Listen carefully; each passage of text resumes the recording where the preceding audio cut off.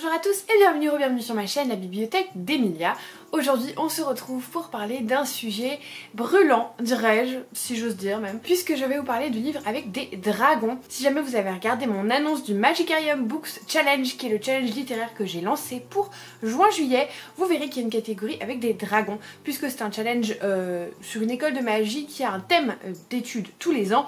Cette année le thème c'est les dragons, et du coup je vous avais promis une petite vidéo pour vous présenter des livres avec des dragons. Alors je vais vous en présenter surtout 5 et puis après je vous dirai où est-ce qu'on peut piocher des choses qui sont en rapport avec les dragons. Donc let's go, hein, j'ai envie de vous dire. Le premier, le plus évident, sur lequel je ne vais pas m'attarder 1000 ans pour plein de raisons, il s'agit évidemment d'Harry Potter et la Coupe de Feu. Je crois que ça me semble plutôt évident, voilà, dans ce livre, Harry a une épreuve où il doit affronter des dragons, c'est un thème qui est quand même très présent dans ce livre.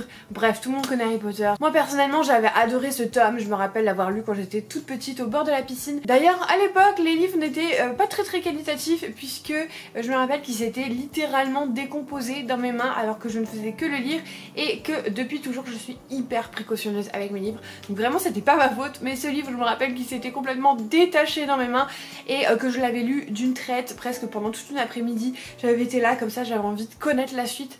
Ce livre en plus à la fin, voilà, il m'a dévastée, mais c'est à partir de là que j'ai compris que Harry Potter se finirait pas forcément hyper bien.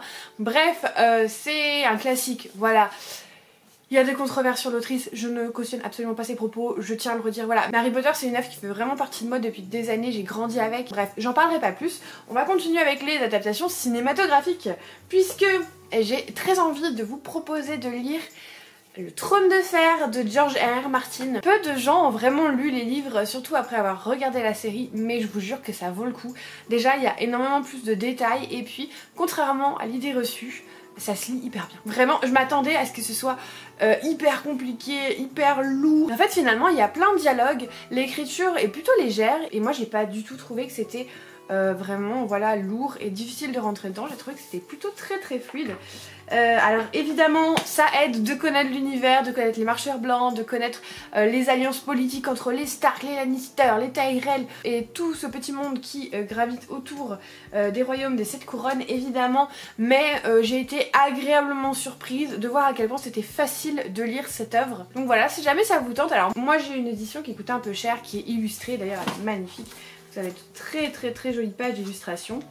Par exemple ça, c'est Tyrion Lannister. Là vous avez un joli château. Bref, cette édition est magnifique, mais vous pouvez les retrouver notamment je crois aux éditions J'ai lu pour des prix plus que raisonnables. Et si vous avez envie de redécouvrir cette œuvre, alors moi j'ai le deuxième tome, enfin la deuxième intégrale dans ma palle, mais je sais que la première intégrale est assez fidèle à la première saison et après ça commence à prendre pas mal de liberté. Mais je trouve ça hyper intéressant de lire le livre parce que, un petit peu à l'instar d'Harry Potter, il y a plein de détails qu'on n'a pas quand on regarde que l'adaptation, parce qu'on peut pas tout mettre dans une adaptation télévisuelle, et c'était vachement chouette. Alors évidemment, pourquoi les dragons? Bah pour les Targaryens et Daenerys évidemment. C'est peut-être pas le tome où ils sont le plus présents, mais c'est quand même une œuvre qui est vachement autour des dragons. Alors j'aurais pu vous proposer Feu et Sang que j'ai aussi, mais très honnêtement je trouve qu'il est un peu indigeste celui-là.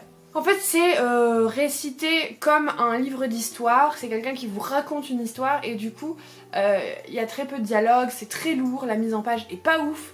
Et même s'il y a de jolies illustrations, clairement je l'ai juste dans la collection pour la collection celui-là, parce que c'était vraiment imbuvable, alors que ça se lit vraiment tout seul. Donc si jamais vous avez peur de vous lancer là-dedans, et je vous dis, vous pouvez y aller les yeux fermés. On va passer du coup à 3 livres qui n'ont pas été adaptés, évidemment le plus évident, celui que beaucoup d'entre vous ont choisi de mettre dans leur palle du Magicarium ou le préquel. Je parle du Prieuré de l'Oranger évidemment, de Samantha Shannon, publié chez De Saxus, qui était leur...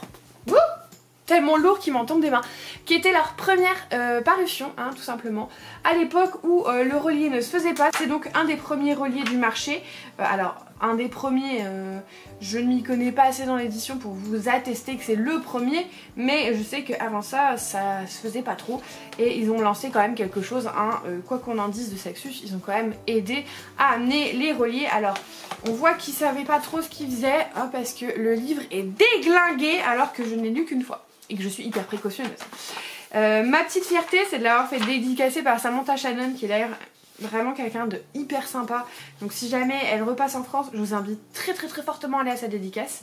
Ça avait été vraiment une bête. Je l'avais lu sur plusieurs jours. J'avais vraiment étalé ma lecture comme je dois le faire avec le préquel. Ça fait 2 mois que je repousse, mais promis en juillet je m'y mets. Promis en juillet je m'y mets. J'avais dit promis en mai, promis en juin, mais là jamais 203, donc 1er juillet je m'y mets. Le prieuré de l'Oranger, c'est vraiment de la fantaisie adulte qui peut paraître un peu inaccessible pour les personnes qui n'ont l'habitude que de lire que de la fantaisie young adulte avec peu d'enjeux politiques. Donc attention, si vous vous lancez dedans, sachez dans quoi vous vous embarquez. C'est pas du tout quelque chose de facile à lire, surtout au premier abord. Moi c'est une des premières œuvres de fantaisie adulte que j'ai lues et au début j'ai ramé les gars, j'ai ramé parce que c'est des mécanismes qui sont complètement différents du young adulte et quand on n'a pas l'habitude, ça peut paraître un petit peu lourd, un peu oppressant presque.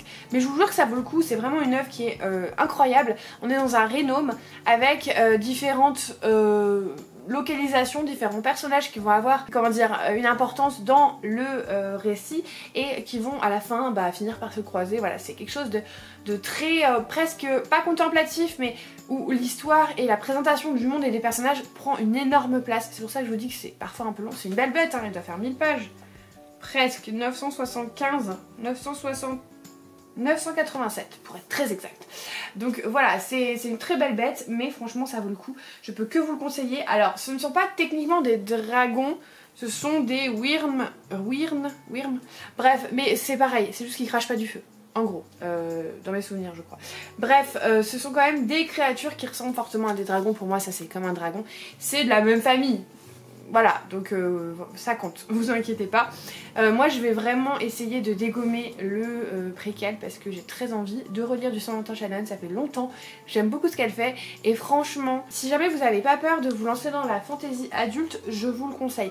Par contre, si jamais la fantaisie adulte vous fait peur, allez plutôt là-dedans. C'est vous dire à quel point c'est fluide le Trône de Fer. Donc voilà, je vous conseille plutôt ça que ça.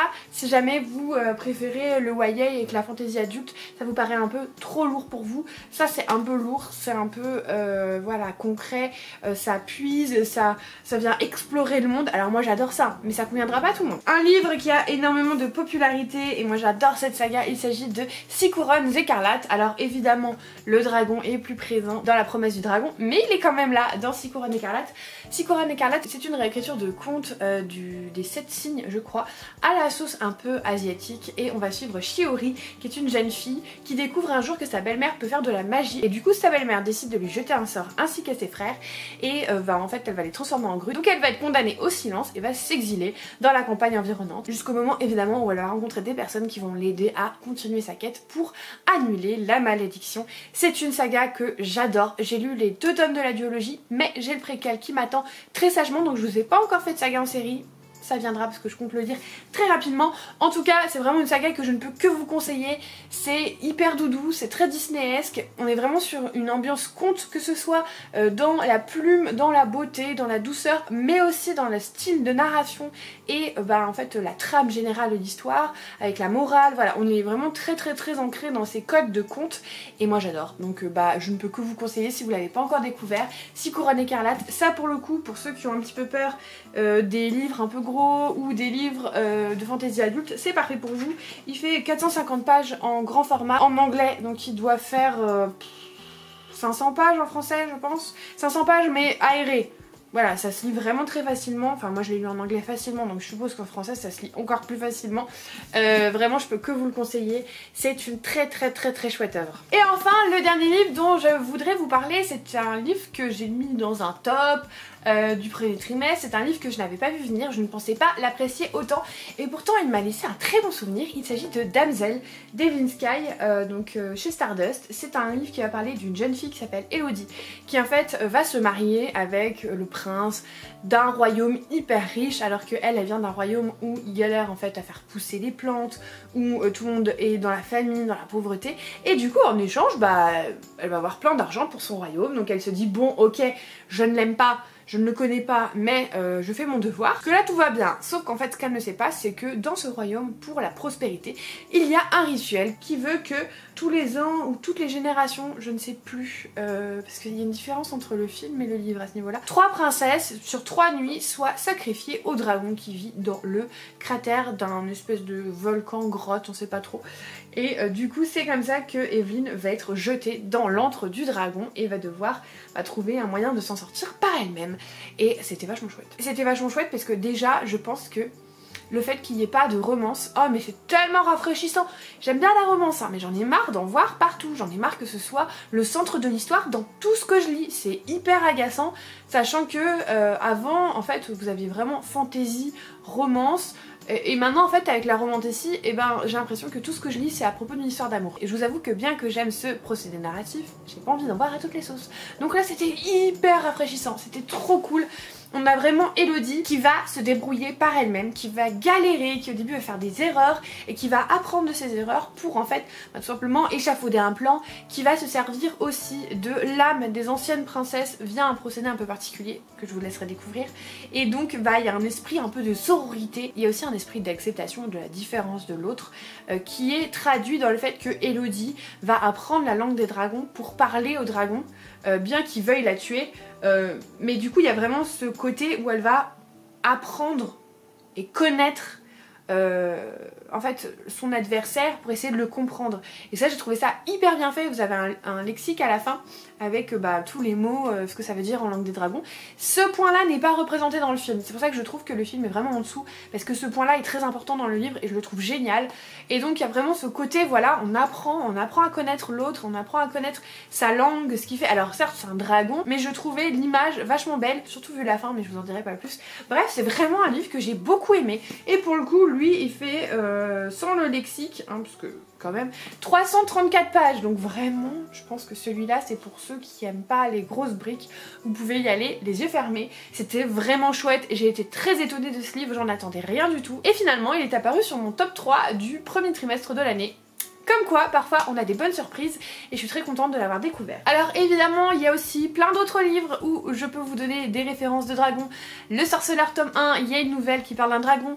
Au niveau des Disney, vous avez L'épée dans l'enclume et Maîtresse de tous les maux avec Madame Mime et Maléfique respectivement qui se changent en dragon. Vous avez des créatures dragoniques dans plein d'autres livres. Vous avez un dragon dans le tome 7, 8, 9 de l'Assassin Royal, mais j'en dis pas plus. Bref, en ce qui concerne mon challenge, en tout cas, vous n'êtes pas obligé d'avoir une omniprésence de dragon dans l'histoire, mais faut qu'il y en ait un, c'est quand même chouette. Je pense notamment aussi, du coup, à la réécriture de Mulan dans le Twisted Tales. Il y a Mouchou, Mouchou ça marche, voilà.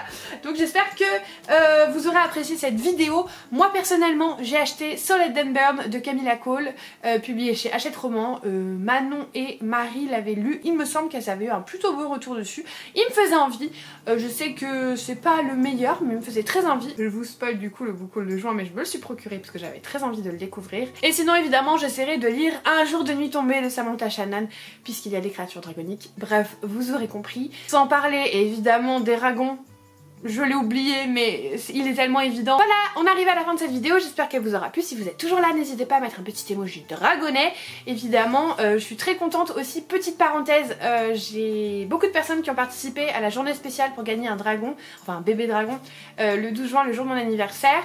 Ça m'a fait hyper plaisir de voir vos retours si nombreux et de voir à quel point vous étiez contents d'avoir gagné un bébé dragon. Donc je vais continuer ce mécanisme, pas de la même façon parce qu'il faut changer un petit peu, mais je continuerai ce mécanisme pour l'année prochaine. Un grand merci d'avoir participé, ça m'a fait hyper plaisir. En plus c'était le jour de mon anniversaire donc j'étais contente de recevoir plein de messages. Et du coup je vous remercie évidemment d'avoir regardé cette vidéo jusqu'au bout. Si vous n'êtes pas encore abonné, n'hésitez pas à le faire, mettre un petit commentaire et un pouce en l'air. Et comme d'habitude, en attendant la prochaine vidéo, je vous souhaite de merveilleuses lectures et je vous fais des bisous.